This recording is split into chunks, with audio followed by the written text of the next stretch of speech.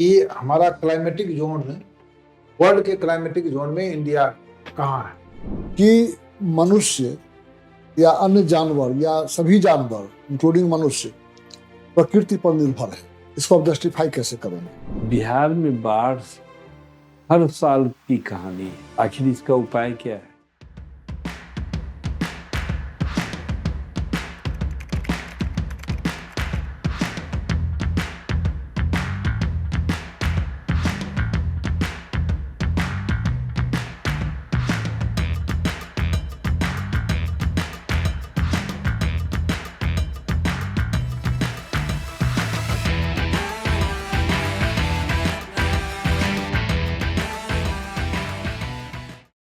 May I come in, sir? Yes yes, आइए। Good afternoon, sir. बैठ जाए, आराम से बैठ जाए, आराम से कोट खोल लीजिए। आप देखिए टाइट लग रहा है। अच्छा, आपका ग्रेजुएशन कहाँ से है? Sir doctor CP Thakur college. ये कहाँ पे है? सर नौबतपुर में। नौबतपुर में। ज्योग्राफी है आपका? जी सर। और ऑप्शनल क्या है? Sir geography. ज्योग्राफी। पोस्ट का क्या प्रेफरेंस है? सर पहला बिहार एडमिनिस्ट्रेटिव सर्विसेज है, दूसरा बिहार एजुकेशन सर्विसेज है, तीसरा बिहार रजिस्ट्रेशन सर्विसेज है, चौथा बिहार फाइनेंशियल सर्विसेज है, पांचवा डिस्ट्रिक्ट ऑडिटर ऑफिस। चलिए, आपका ज्योग्राफी है ना? जी सर। ज्योग्राफी में ये बता दीजिए कि हमारा क्लाइमेटिक जोन वर्ल्ड के क्लाइमेटिक जोन में इंडिया कहाँ है? सर ये जो है ये टेम्परेट और ट्रॉपिकल के कन्वर्जेंस लाइन पे लाई करता है सर, जहाँ पे दोनों तरीके के यहाँ पे ट्रॉपिकल्स और टेम्परेट फीचर्स पाए जाते हैं। क्या है फीचर? टेम्परेट का क्या फीचर है बता दीजिए। सर टेम्परेट का फीचर्स है कि जो वेस्टर्लीज विंड्स वहाँ पे ब्लो करेंगी, और वही ट्रॉपिकल में सर जो है नॉर्थ ईस्ट कन्वर्जेंस विंड वहाँ पे ब्लो करती हैं। साथ ही उस तरीके से वेजिटेशंस भी वहाँ डेवलप करते हैं, जैसे कि कॉनिफर्स फॉरेस्ट यहाँ डेवलप करते हैं टेम्परेट रीजन में, और यही ट्रॉपिकल मानसून फॉरेस्ट जो है ट्रॉपिकल रीजन्स में सर डेवलप करते अच्छा, हैं। अगर फॉरेस्ट की बात करें, मैंने फॉरेस्ट हैबिटेशन की बात अगर करें, तो वेस्टर्न घाट में आपका कौन सा है? ट्रॉपिकल ट्रॉपिकल है जी सर। ईस्टर्न घाट में सर वहाँ भी ट्रॉपिकल एवरग्रीन फॉरेस्ट पाए जाते हैं। हमारे बिहार में सर यहाँ पे मॉनसूनल फॉरेस्ट पाए जाते हैं। forest। जी सर। क्या उसका क्वालिटी है मानसून पर? सर ये ड्राई डेसिडस इन नेचर होता है सर। एवरग्रीन का क्या रहता है? केवल यही कि पत्ता सालों भर झड़ता है, पनपता है, कि और भी एवरग्रीन का है? सर और भी फीचर्स हैं, जैसे कि ग्रीनरी तो वन ऑफ द फैक्टर रहा है कि थ्रू आउट द ईयर रहते हैं। साथ ही इनका जो हाइट होता है प्लांट्स का वो बहुत ज़्यादा होता है। साथ ही में उनकी लीव्स की जो कैनोपी होती है वो बहुत डाइवर्स होती है, जिसके कारण जो सन रेज हैं वो ग्राउंड तक नहीं पहुंच पाते हैं सर, और एक स्ट्रैटिफिकेशन भी दिखता है ग्रोथ में। चीड़, देवदार, सखुआ, ये सब तो पेड़ पहाड़ी स्लोप्स में है, जैसे कश्मीर, हिमाचल। बिहार में क्यों नहीं हो सकता? सर वेजिटेशन एक रीजन रहा है, क्योंकि यहाँ पे जनरली ड्राई डिसीडस मॉनसून फॉरेस्ट पाए जाते हैं, तो उस तरीके के प्लांट्स के ग्रोथ के लिए सपोर्टिव कंडीशंस नहीं है सर। इसलिए जी सर। बिहार में क्या सेब संतरा लगाया जा सकता है? सर यहाँ के जो नहीं सर, यहाँ पे उस तरीके के प्लांट्स को ग्रो करने के लिए कुछ स्पेसिफिक रीजंस में अगर वो चाहे तो ग्रो कर सकते हैं, जैसे कि कटिहार के जो और वेस्ट चंपारण के जो हिली टैराइन रीजन है वहाँ पे ग्रो किया जा सकता है सर। आपको जानकारी है कि बेगूसराय में एकर्स में सेब लगाया हुआ है और वैशाली में एकर्स में संतरा लगा हुआ है? माफी चाहूंगा सर, इसकी जानकारी मुझे नहीं है। जानकारी ले लीजिएगा जी सर। और तब पता करिएगा कि लोकल पॉइंट ऑफ व्यू से क्या चाहिए, अदर देन लैंड सॉइल का जो ये है फर्टिलिटी, और वर्षा है, ये ठंडा है, गर्म का क्या, हीट का, ये कैसे करा रहा। ठीक है सर। मनुष्य या कोई भी जानवर वो प्रकृति पर निर्भर है, इसको कैसे जस्टिफाई करेंगे आप? सर क्या मैं उदाहरण लेकर के बता हाँ। सकता हूँ? सर अगर हम अपने राज्य बिहार का भी उदाहरण ले तो नहीं, तो ये तो वर्ल्ड लेवल का बात हम बोल रहे हैं ना। ये तो ज्योग्राफी तो केवल बिहार में ही नहीं है। जी सर। हाँ, आप एग्जाम्पल देना चाहते हैं बिहार का। मेरा जनरल क्वेश्चन है, मेरा बिहार सेंट्रिक क्वेश्चन नहीं है, मेरा जनरल क्वेश्चन है कि मनुष्य या अन्य जानवर या सभी जानवर इंक्लूडिंग मनुष्य प्रकृति पर निर्भर है, इसको आप जस्टिफाई कैसे करेंगे? सर जैसे अगर इन्वायरमेंट किसी भी कंडीशन में अगर लेट्स से कि अगर ट्रॉपिकल है या टेम्परेट है या फिर माउंटेनियस वेजिटेशंस है, तो उसी तरीके से वहाँ की इकोनॉमी डेवलप करती है जो कि वहाँ के लोगों को लाइवलीहुड प्रोवाइड करती है। लेट्स से कि अगर प्लेन एरिया में अगर लोग वहाँ पे बसते हैं, नदी के किनारे फर्टाइल लैंड उन्हें मिलता है, तो वो जनरली एग्रीकल्चरल प्रैक्टिसेस को अपने लाइवलीहुड के लिए सर कंटिन्यू करते हैं। तो इस तरीके से सर ये दोनों इंटरडिपेंडेंट होता है, लेकिन यहाँ पे सर एनवायरनमेंट ही डिटरमाइनिंग फैक्टर हो जाता है। और कैसे डिपेंडेंट है? सिर्फ खाना ही खाता है मनुष्य, प्रकृति से सिर्फ मनुष्य खाना ही लेता है और कुछ लेता है? जी सर, काफी जैसे रहने सहने का तरीका। सब बताएंगे ना, अब तो सिर्फ फूड पर चले गए। सब चीज बताइए, थोड़ा सब चीज बता दीजिए। हर जगह का सर जो जैसे कल्चर हो गया, पहनावा ओढ़ावा हो गया, खान-पान हो गया, ये भी सर एक लोकेशंस हर तरीके के एनवायरनमेंट पे ही डिपेंड करता है। वहाँ का जो जियोपॉलिटिक्स है सर, वो भी डिपेंड करता है, या फिर सर खनिज जो भी है, किस जगह पे किस तरीके के खनिज पाए जाते हैं, तो वहाँ पे डेवलपमेंट भी उसी के अकॉर्डिंग होता है सर। सबसे सस्ता मोड ऑफ ट्रांसपोर्ट कौन सा है? एयर है, वाटर है, लैंड है, कौन सा है? Sir water. वाटर है। तो उस वाटरवेज का विकास क्या उचित हुआ है जितना होना चाहिए?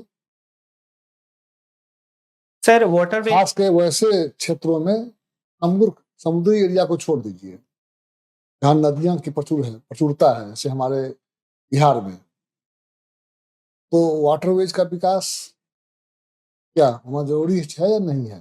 सर वाटरवेज का विकास बहुत जरूरी है, खास करके सर आर्थिक रूप से मजबूत ढांचा किसी भी राज्य का या फिर किसी भी देश के विकास करने के लिए बहुत ही जरूरी है। और सर हाल ही में जो हम उदाहरण देख रहे हैं, जैसे बिहार में सर ड्राई पोर्ट्स और बिहटा में बनाया जा रहा है, या फिर सर नेशनल वाटर हाईवे 7 का डेवलपमेंट भी 3 नदियों से गुजरकर बिहार में जिस तरीके से निर्माण करने के लिए सरकार ने सहमति दे दी है सर, तो हम उस पथ पे हैं जहाँ पे हम अभी निर्माण कर रहे गंगा हैं। नदी से कोई कॉमर्शियल जो है जहाज गुजरती है कि नहीं? सर शुरुआत हो गई है कमर्शियल जहाज की। कहाँ सर से कहाँ तक जाती है वो? सर बिहटा से ये जाती है सर। बिहटा में गंगा है क्या? सर ड्राई पोर्ट है सर हाँ, वहाँ ड्राई पे। पोर्ट है। सर वो उसको हम दीघा तक लेकर के आते हैं कंटेनर से, और उसके बाद सर यहाँ से कोलकाता पोर्ट पे ले जाते हैं, और वहां से सर हम रशिया और चाइना को एक्सपोर्ट कर रहे हैं। दीघा में माने ये पोर्ट है, जहाँ जहाज लगती हो, लोड तो वहीं होता होगा आपके हिसाब सर से? लोडिंग और अपलोडिंग के लिए सर वहाँ पे बनाया गया है सर सेंटर। दीघा में जी सर, किधर है? दीघा पटना में है सर। हाँ, दीघा में किधर है? वो तो दीघा में नजर नहीं पड़ा है कहीं। पहले पटना सिटी में सुनते थे कि है वहां पर।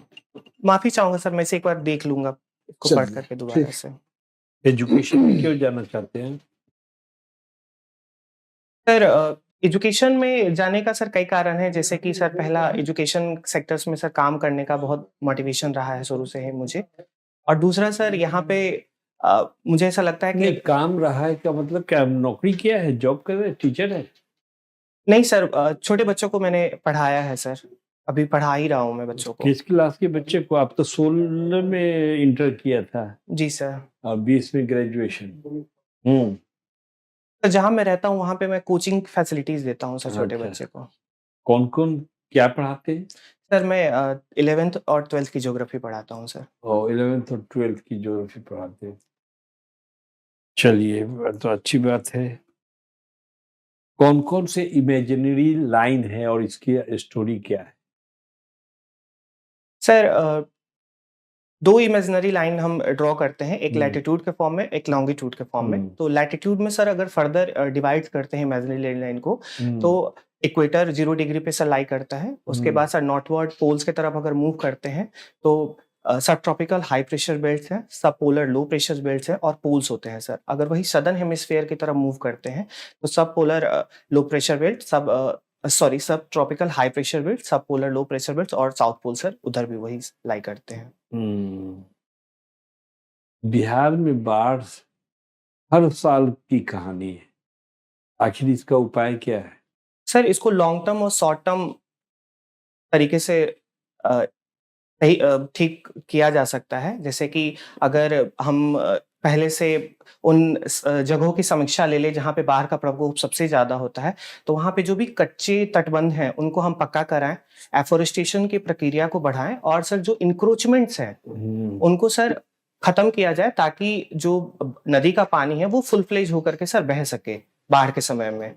अगर लॉन्ग टर्म इम्पैक्ट्स देखें सर, तो जिस तरीके से कोसी मेची लिंक जो परियोजना है, वैसे परियोजना का बढ़ावा देना, साथ ही साथ सर हम हमारा जो सेंट्रल गवर्नमेंट है उनको सर नेपाल के साथ टाई अप करके sir dams, check dams and barrages बनाने के लिए सर, और हाल ही सर जो 2026-27 का बजट रहा है उसमें 231 परियोजना सर बाढ़ नियंत्रण के लिए लाए गए हैं सर, जिसमें बराजेस वगैरह बनाए जा रहे हैं।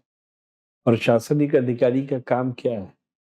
सर बहुत कार्य हैं उनको, जैसे पब्लिक इंटरैक्शन करना या गवर्नमेंट की जो भी पॉलिसी और स्कीम है सर, उनको स्ट्रांगली इम्प्लीमेंट करना और लास्ट माइल तक सर्विस डिलीवरी सर प्रोवाइड कराना सर गवर्नमेंट्स की। ठीक, थैंक यू।